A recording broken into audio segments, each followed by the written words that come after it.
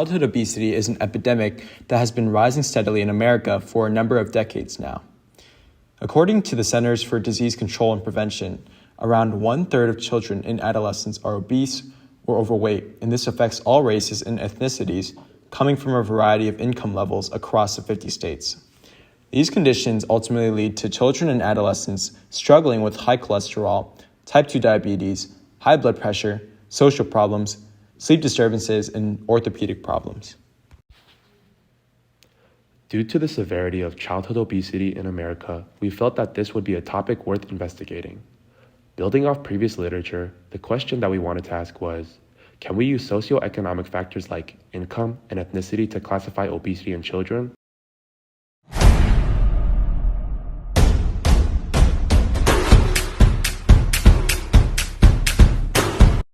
Our data was the 2021 National Survey of Children's Health, which is an extensive data set that describes the health of more than 20,091 children across a couple hundred features spanning physiological metrics like age and weight, and even medical history and home situation.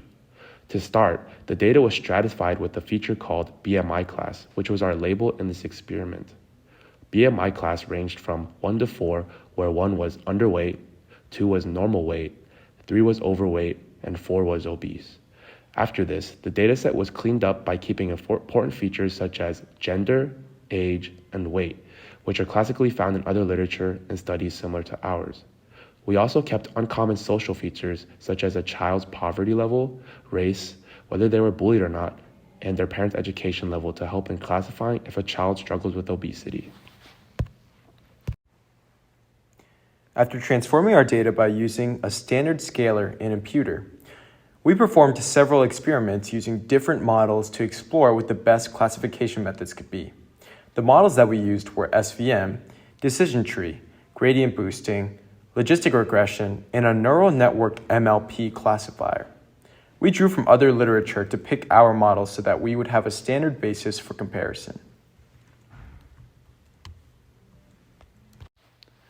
In this project, we used hyperparameter tuning and k-fold cross-validation as seen here in order to best experiment with our models and see how we could extract the best results.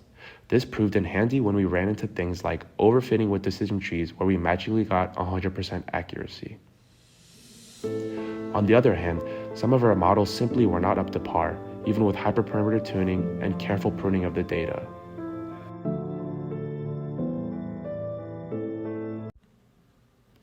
However, ultimately, we saw that SVM yielded the best results. In fact, when compared to some other literature, our model performs even more powerfully in terms of accuracy and F1 score across our labels. Of course, since we are working on different data sets and have different features, we can't really conclude that our results are statistically significantly better.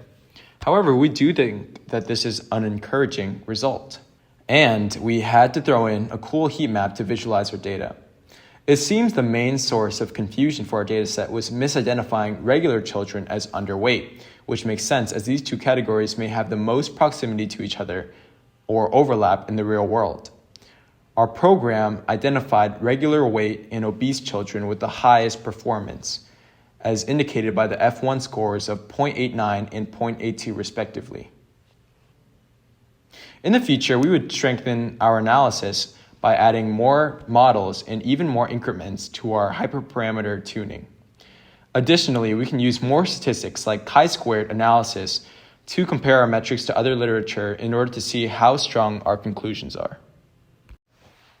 Now, what we can say about the outcome of this study is that there are promising preliminary results that justifies further research on this topic. The social features that are not commonly thought to point towards a child being obese seem to have some relationship that has not been thoroughly explored using machine learning classification methods. So although it may be easy to tell parents to feed their children better or tell the child to exercise more, it's much more than that. A child's obesity may be a result of problems that they struggle with, such as problems at school, their mental state, how much money their families make, etc. And we must consider such factors holistically and comprehensively when creating policy to address these kinds of issues. As for Virginia, by exploring this topic further and the relationships in the data, we can talk to policymakers and educators to create sustainable solutions.